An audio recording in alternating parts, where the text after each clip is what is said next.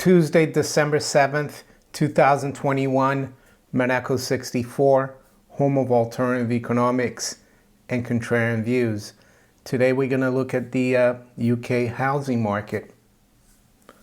I think there's a huge bubble being blown up. Fundamentals are not good. It's been driven by deficit spending, loose money. Yes, nothing good to come out of it, in my opinion. Before I start, though, yes, today is the 80th anniversary of the attack on Pearl Harbor by the Japanese. I think President Roosevelt said that it would be a day that will live in infamy, December 7th. And I have my little story about Pearl Harbor. Not that I was alive, of course, at the time. But when I was in school in Rio, in Brazil, I was at the American school. It's called EA, for Escola Americana. Very good school. I had a very good time at that school. I went there through 8th grade and high school.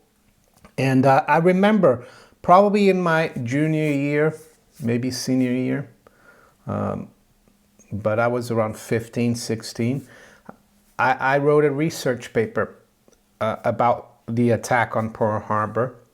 And we had a very good library, and I found some very interesting books. And you could probably argue that my contrarian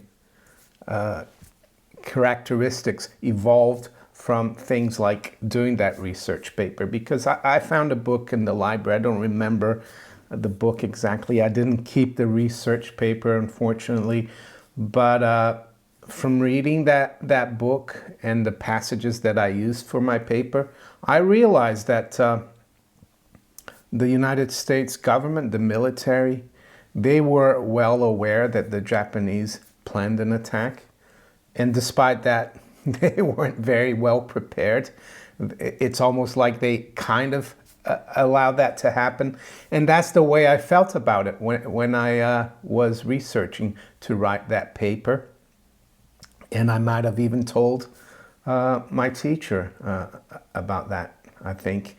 And I also remember probably the same teacher talking about the Spanish-American War and the fact that there's a lot of push for war. And at the time there was the Hearst media empire, yellow journalism. They're trying to push wars and stuff. A little bit like today with what's going on health-wise, right? The mainstream media always. So I think those days in high school and learning about history and doing some work and research kind of put in my mind that you need to question things and not always buy into what we're told by the mainstream media. Do your own research. So that's what I thought about Pearl Harbor. Of course, it was a horrible day for the people stationed on that naval base.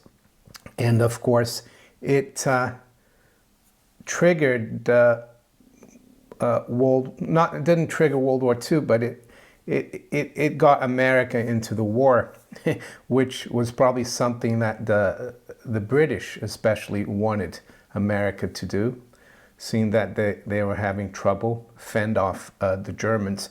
So anyway, yeah, 80th anniversary today of Pearl Harbor, the attack on Pearl Harbor. And with that, let's move over to present day and the UK property market or real estate market. And I think this is happening throughout the Western world. We're seeing China property market on the brink of collapse, I would say. And over there, it's gotten even bigger than in the West. We spoke about, of course, the Chinese central bank yesterday, that they could lower the reserve requirement rate. And a few hours after my video, they did, trying to help Evergrande. There was another real estate business, property business that went bust yesterday. I recommend you watch some of the videos by Nobody Special Finance, Jack Gamble. He's following China very closely, closer than I am. And I've also seen here today, talking about real estate, that, where is it? But I saw a story or headline somewhere that Germany, of all places, could have a real estate collapse and a bubble, which is very unusual. I remember living in Switzerland back in the 80s, early 90s. Not in Germany, of course, but I kind of knew a little bit about what was going on in those countries. My bosses were German. The Germans, from what I used to know, and even the Swiss, they bought their houses to live in. It wasn't speculative. There wasn't this bubble mentality like it looks like we're seeing now. And the other thing about the Germans is that they rent a lot. But anyway, what about in the UK? I said earlier at the start of this video that the fundamentals aren't really great. And I don't think they are. I mean, even someone who's not an economist, who doesn't follow the economy, if you tell them that house prices are going up a lot, because they would be have difficulty in telling you why. Maybe is it because of a strong economy? Are we seeing the UK or England boom economically? Are we seeing trade around the world boom? Are we seeing stable consumer prices so people become more prosperous, more productivity? No, we're not seeing any of that. We're seeing the opposite. What we're seeing for the last 18 months is a government and a central bank stimulating the currency system. I don't even like to call it a monetary system, because, as John Exter once said, we don't have a system anymore. We have IOU nothings. It's just a empty promise currency. Yes, that's what they've done. They've stimulated the system. How do they do that? Well, the government borrowed almost 20% equivalent of usual GDP, and the central bank obliged and is continuing to oblige with easy money, with QE, and Bank of England also has something called a special purpose vehicle or something like that. I forgot exactly, but it's basically a hidden account that they don't tell anyone how much goes through there, that they provide to the UK Treasury.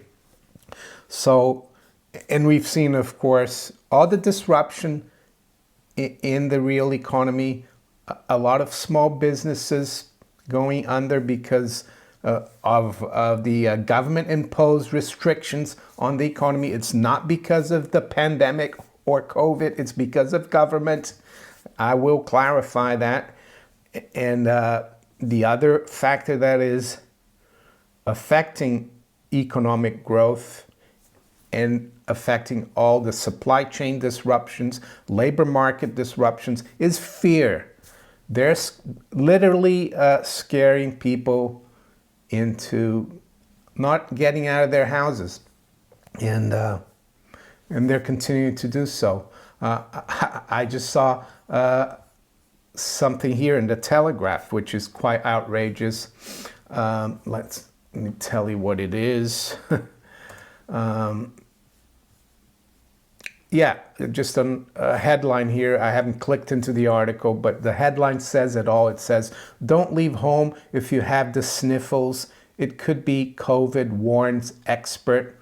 So this time of the year, I'm sorry, expert, I get up and I have to like a bit of a sniffle. Does that mean I can't leave the house? I mean, this is ridiculous. So when you look at that, how is it that real estate prices or house prices or property prices, whatever you're going to call it, are rising at the fastest rate in 15 years. It's just crazy. That's why I think it will end in tears. When it will do so, I don't know. And it's ironic because yesterday we saw that the Bank of England is poised to loosen mortgage lending rules. So it's going to put up another rocket up the bubble. It's going to blow the bubble even more. I think Governor Bailey of the Bank of England, he must be, he needs to take a break. He's going to run out of, he's going to get tired from blowing that bubble. Maybe he needs someone else to help him. My goodness, it's crazy. And they're thinking about loosening mortgage lending rules. So it says here, house prices surge at fastest rate in 15 years. So today I think we had the nationwide, was it the nationwide house prices or Halifax house prices? So it says house prices rose again in November, recording their fastest rate of growth in 15 years as the market continues to break new records. The average property price gained 1% last month to hit £272,992, the fifth consecutive month of growth and a new record high. The figures mean the quarterly rate of house price, they call it inflation, it's not house price rises, I would say, is now at its strongest level since 2006, since late 2006. We know what happened after late 2006, right? Typical values are up by almost 13,000 since June and more than 20,000 since this time last year, according to the latest Halifax House Price Index. So what are the effects of this bubble? Well, I think it makes people feel wealthier when they look at the value of their houses, that it's going up. You saw here the typical value went up by almost 13,000. So it gives them confidence to borrow and spend and buy maybe a new car. Maybe not borrow to go on holiday, because right now it's difficult to go anywhere. You don't know if you're going to be able to come back, what you're going to have to do. But anyway, you get the gist. Government likes that. So does the Bank of England, so do the bankers, because it's like a self-fulfilling prophecy. People feel wealthier and they spend more, and it gets things going. Is that a bad thing? Not necessarily, I guess, but you need to be careful. You need to be aware that it's all built on credit. So what about if you own a house? Well, yes, doesn't make any difference. It shouldn't really, because unless you're going to move to a different country where the currency there is a lot weaker than the pound and property values are very low, if you sell your house here in the UK and buy another one somewhere else, it's still going to be expensive as well, unless you move to a place where house prices are a lot lower, but you probably have to move far away from where you are. So it's a false sense of wealth, in my opinion. Of course, if you're older and you retired and you have a good pension and you have no debt and house values are going up and the house is getting bigger, of course, so to speak, with your children moving out, yes, it's a good thing, because you can liquidate that, maybe move somewhere else and cash out. That is a good thing. But for young people, yeah, just because your house price is going up doesn't mean to say that you're getting wealthier, because unless you liquidate that house and cash the profit, you haven't made a profit until you sell. And if you do liquidate their house, where are you left? Where are you going to live? Well, you're going to have to rent, And I would say rentals are going up as well, as we know. So when is this all going to blow up? I don't know, but it's not sustainable in my opinion. Something will happen, and I actually think it will be good. It will be good for the younger generations, that for us to see a housing collapse. Do I care about it? I'm sitting in my house here, mortgage free. No, I don't care about it, because if my house takes a 30% haircut, other houses will do the same. I'm not concerned. That's not the way I think. And I'm definitely not going to borrow on the back of my house, like to extract equity, as they call it. There's a lot of those businesses, they're pushing that here in the UK, and I think probably also elsewhere. So yes, there is a silver lining, I think. Eventually, hopefully, this bubble will burst. Yes, they put it back together after 0809. Could they do it a second time? Anything is possible these days. I'm not too sure about it. We'll have to see. But you can bet that politicians, the bankers, they're going to keep trying to blow the housing bubble. And we don't even know what's there in terms of derivatives now for the housing market, for mortgage-backed securities. It could be even worse than back in 07 and 08. So there's that too. With that, let's quickly look at where the markets are this morning. It's 8:30 a.m. London time. Yes, a pretty strong rally yesterday from the stock market. I think the Dow was up 600 points or so. I think there's a lot of uncertainty out there still in the markets though. So right now we've got spot gold up about $4 at 1782. The high's been 1785, the low 1776. So a fairly narrow range for the last few days in gold, pretty stable, steady. Spot silver is up 6 cents, a 1/4% as well, 22.43. The high's been 22.49 and the low 22.26. The Dow futures up 0.7%, or 250 points. We're at 35,488. The NASDAQ 100 future is up 220 points, 1.4%. And the S&P 500 future is up just under 1%. Yeah, this as well, I would say, is a signal of the monetary largesse inflation, just like the housing market. These are nominal prices. Are they real value? I don't think so. Anyway, the FTSE is up 60 points, just under 1% at 7,300. To the currencies, sterling is up 0.1%, 132.78. The euro is unchanged, 112.93. The dollar is up 1/8% against the yen at 113.63.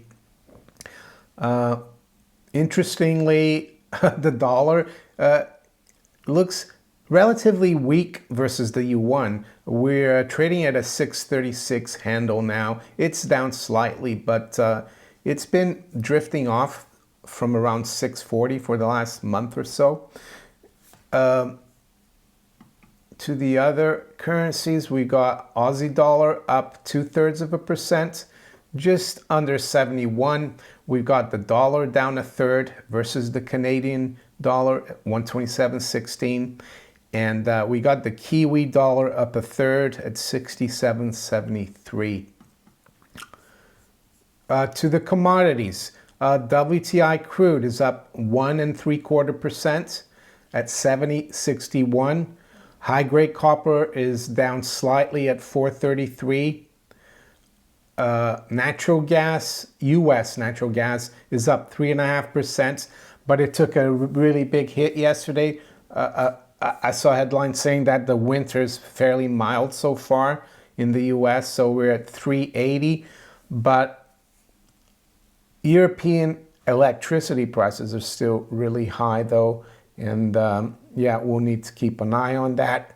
I see that carbon emissions, as you can see here, we've spoken about how important carbon emissions are. It makes fossil fuels like coal, natural gas, and oil more expensive for companies because with this crazy net zero thing, a lot of companies have signed up to this, especially in Europe, not in the US as much, and they have to buy carbon emissions permissions, that's what they are, to keep their carbon consumption low.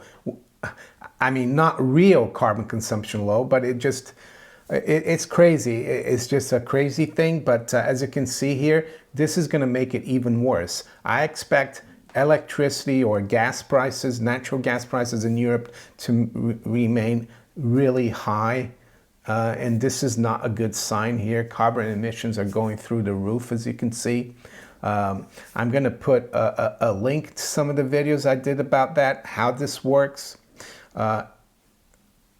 below in the description, up in the cards if you haven't heard about carbon emission futures.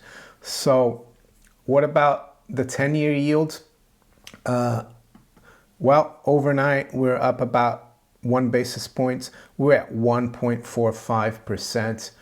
So if you enjoyed this video, make sure you hit the like button. Please share it far and wide. Think about subscribing to my channel if you haven't yet. And you can also follow me on Rumble, Twitter, Facebook, and all these other platforms below here. I wish you all a great day. Take care. Bye.